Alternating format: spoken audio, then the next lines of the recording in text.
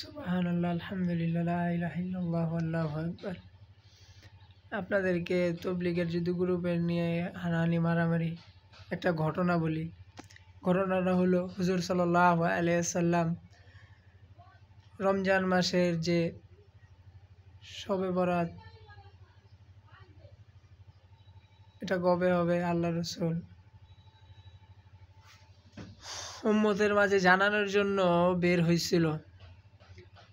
বের হওয়ার পরে পথের মধ্যে দুইজন সাহাবী ওনারা কথা কাটাকাটি করতেছিল, ঝগড়া করতেছিল। অতঃপর আল্লাহ তাআলা রসুলকে ভুলাই দিয়েছেন। আলহামদুলিল্লাহ, এটা একটা হিকমত হইতে পারে আল্লাহ তাআলার মেহেরবানি।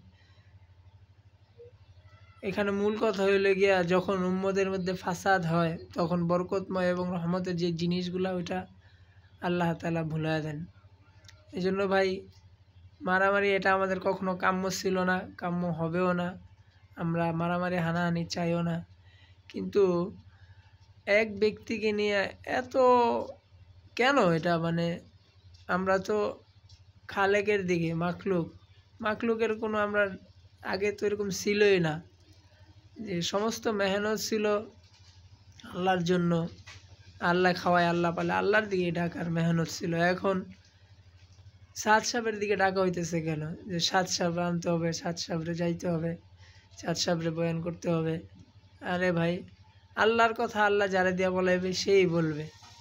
এক ব্যক্তির পিছে তো দৌড়াইলে চলবে না, ঠিক আছে না ভাই? একটু নিজেদের উপরে নিজেরা এহসান করি। আর কোরআন হাদিস যেহেতু আছে, দলিলের কথা দলিলেই হবে। আলহামদুলিল্লাহ।